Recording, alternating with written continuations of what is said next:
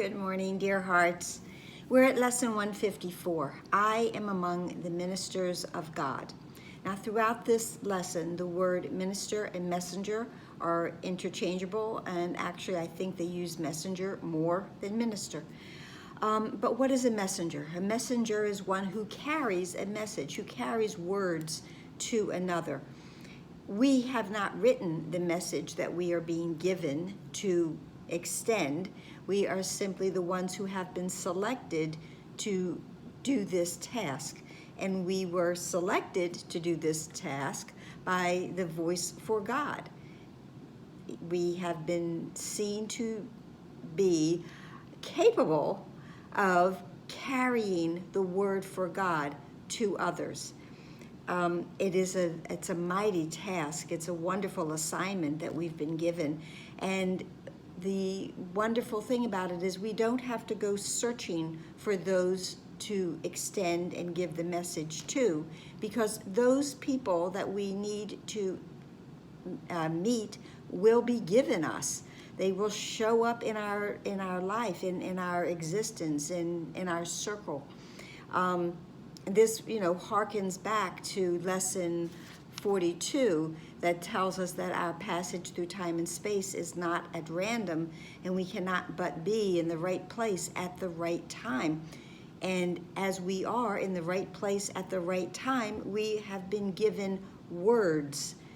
We have been given deeds, really, to extend. We are here to be a voice, a teacher, and one who can gently extend what we have received.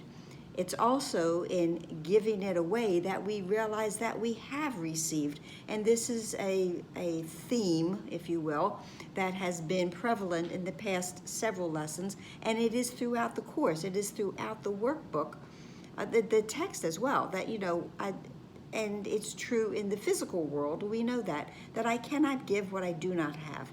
I've said this many times. I probably will say it many more times.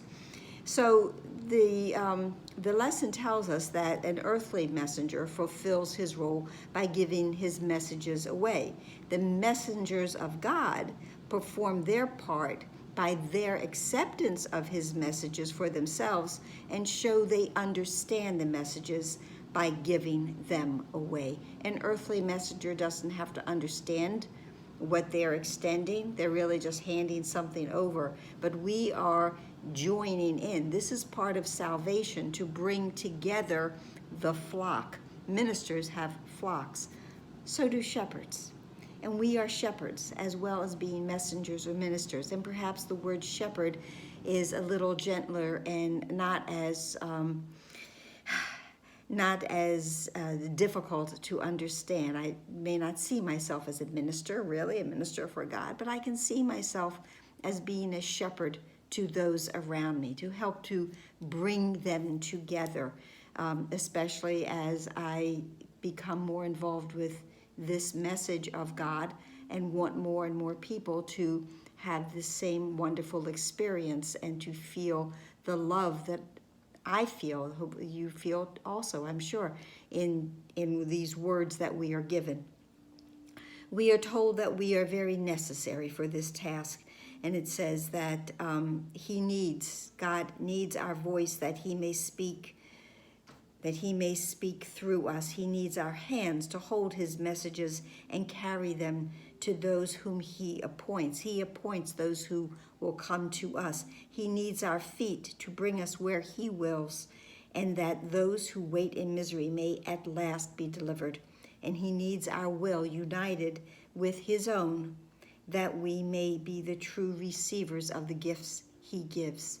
The practicing, again, is 5 minutes or more deep into the lesson, deep into the idea, 10, 15, maybe 30, eventually 30 at least, and the same in the evening, and hourly to indeed remember this, and hourly to state that I am among the ministers of God, and I am grateful that I have the means by which to recognize that I am free. Bringing this message, this is a message of freedom. This is a message of salvation. We don't know who will come to us, But as we become this message, we become God's messengers. We become the sinless, guiltless, perfect children of God. We always have been, but now we see ourselves as that. We become the givers of love. We extend love to others. We will find instances, they will come to us where we have the opportunity to practice. We have the opportunity to extend a loving, kind moment or word or deed to someone who is in misery in that moment.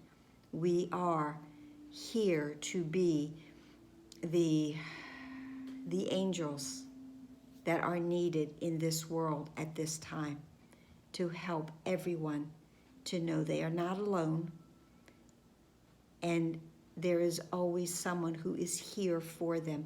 They may not have the loftiness to realize the Holy Spirit has their back, or that God has their back, or that Jesus has their back. But if they see someone and we extend the love and the kindness that they need in that moment, they will have their own aha, their own shift. And that is what we're here to do and be as the ministers and the messengers of God. So I hope that helped. Please be well. Please like, please share, please subscribe, and please comment and be here tomorrow. Namaste.